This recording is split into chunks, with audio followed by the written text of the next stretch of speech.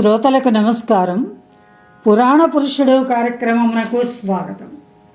శతగోపుడు కంసుని భటులతో ఇలా అన్నాడు: మీరు తిరిగి పోవుట ఉండదు. మీరు ఇచ్చటనే ఉండిపోదలుచుకుంటే ప్రాణములు దక్కుతాయి.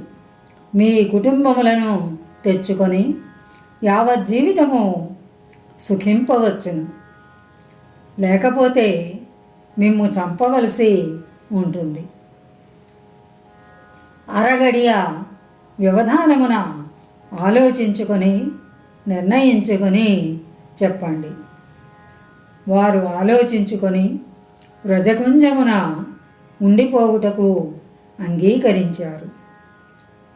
గిరిగుప్త అను గోపుడు ఇలా అన్నాడు: మిమ్ములనిప్పుడు విడిచిపెట్టెదము. ఈ దెబ్బతో మధురకు పలాయనము చిత్తగించినను మాకు అంగీకారమే. కానీ రెండవ మారు దాడికి వస్తే వికలాంగులను చేయవలసి ఉంటుంది. ఇప్పుడే కుటుంబములతో వలస వచ్చినచో మీ కాలు చేతులు మీకు దక్కుతాయి. సుంకములపై లంచములపై దప్పిక తీరని కంసరాజ్యము కావలెను. మీ అన్నము మీరు తినగల వ్రజరాజ్యము కావలెనో మీరే తేల్చుకోవచ్చును.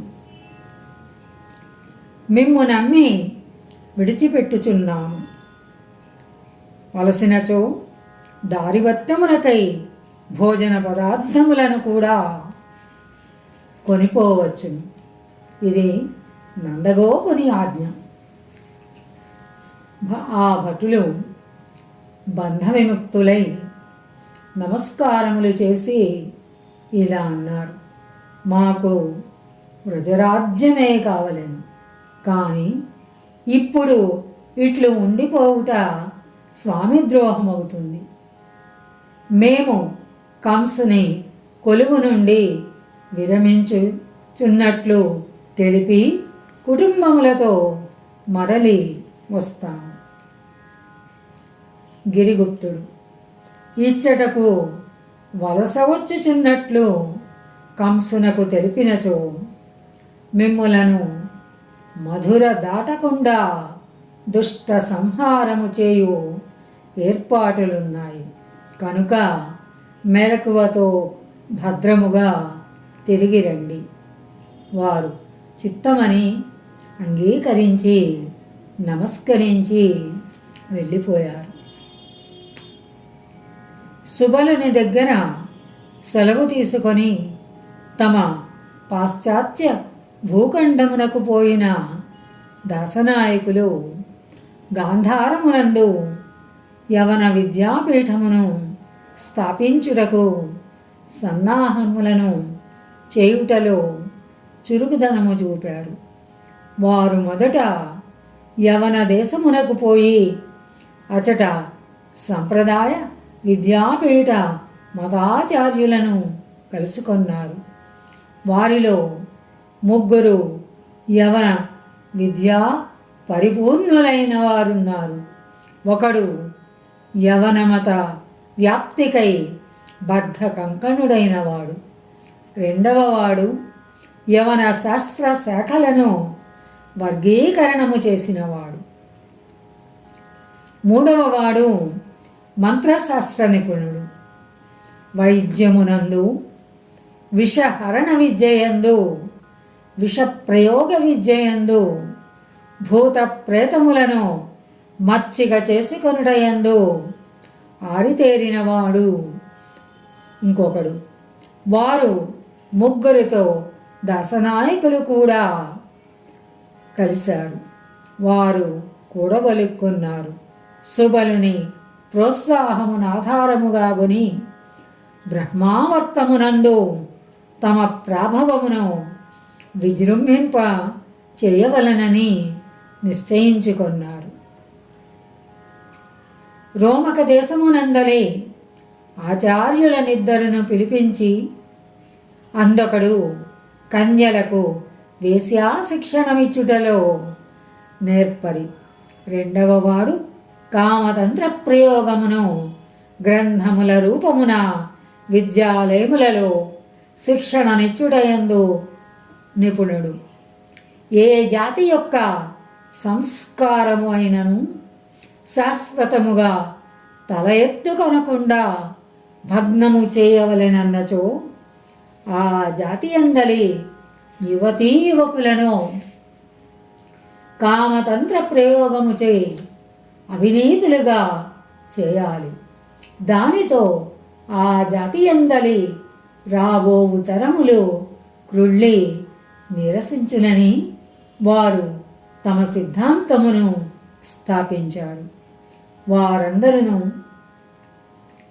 10 దినములు సుదీర్ఘముగా చర్చించి భారత జాతిని నిర్వీర్యము చేయగల ప్రణాళికను ఒకదానిని స్థిరపరిచారు.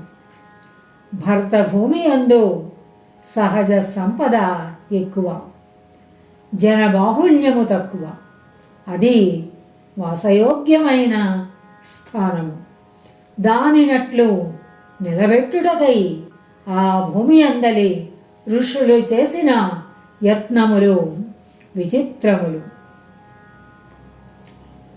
4 ఆశ్రమములతో ఆయుర్దాయమును విభజించారు. సంతతి పొందుట కొరకు మాత్రమే కామము యొక్క వినియోగమని వారి అభిప్రాయం.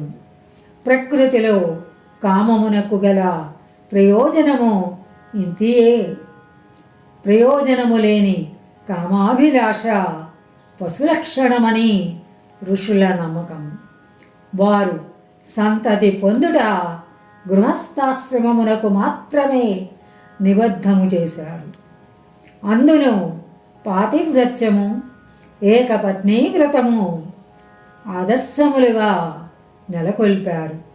దాంపత్య జీవితమును కూడా యజ్ఞయాగాదులకు, వ్రత దీక్షలకు, తపోనిష్టకు చాలా కాలము వినియోగింతురు.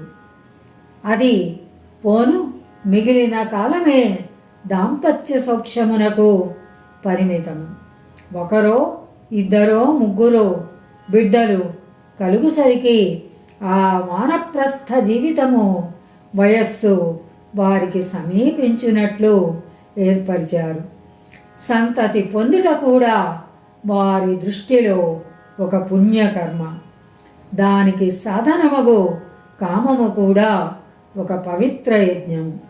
ఇట్టి విచిత్ర నియమము వలన పరిమిత సంఖ్య గల ప్రజలతో అపరిమితమైన ప్రకృతి సంపదలతో వారి దేశము సుభిక్షముగా వర్ధిల్లుతోంది. ప్రజలు తమ గ్రామములను ఆశ్రమ వాటికలుగా మలచుకొనుట మనువు కాలము నుండి వస్తోంది. వారి గ్రామములు కేంద్రీకరణ అక్కరలేని విద్యాలయములు. పరిమిత జనసంఖ్య గల గ్రామములు గురుకులములుగా వాసయోగ్యములై నిర్వహింపబడుతూ ఉండేవి. ఈ ప్రణాళికతో అప్రయత్నముగా సహజ విద్యా సంపన్నులగుచున్నారు భారతీ సంతతి వారు. వారికి వృత్తులే విద్యలు. విద్యావంతులకు అక్షరాస్యతతో ఎక్కువ సంబంధము లేదు. వారు నదీ పర్వతారణ్య సంపదలను స్వేచ్ఛగా అనుభవిస్తున్నారు. నదులలోని నీరు, వృక్షముల ఫలములు, గోవుల క్షీరాదులకు భూ సారము నుండి సస్యము సుపుష్టము చేసుకొని పుష్కలముగా పురుషార్థ సాధకమైన సుఖజీవనమును సాధిస్తున్నారు. దాచుకొనవలసిన ఆవశ్యకత లేక పంచిపెట్టుచు జీవించుచున్నారు. ప్రజలకే గాక వారి సంపద పశుపక్ష్యాదులకు కూడా సరిపోతూ ఉన్నది. స్వస్తి సశేషం. మన కార్యక్రమాలు నచ్చితే ఒక లైక్ చేయండి, మాకు ఎంతో ఎంకరేజ్మెంట్గా ఉంటుంది. అలాగే కామెంట్ చేయండి. కామెంట్ చేస్తే మేము మంచి క్వాలిటీ కంటెంట్ అందించడానికి దోహదపడుతుంది. ఆడియోస్ని షేర్ చేయండి. ఆడియోని షేర్ చేస్తే మన ఛానల్ అభివృద్ధి చెందడానికి ఉపయోగపడుతుంది. ఇంతవరకు మన కార్యక్రమాన్ని చూస్తూ ఎంజాయ్ చేస్తున్నట్లయితే, ఒకవేళ సబ్స్క్రిప్షన్ కనుక చేయలేకపోతే ఇప్పుడే ఈ క్షణమే సబ్స్క్రైబ్ చేసుకుని ఆ పక్క నుండి బెల్ బటన్ మోగించండి. వినండి, వినిపించండి, వింటూనే ఉండండి మోహనవాణి తెలుగు పోడ్కాస్ట్.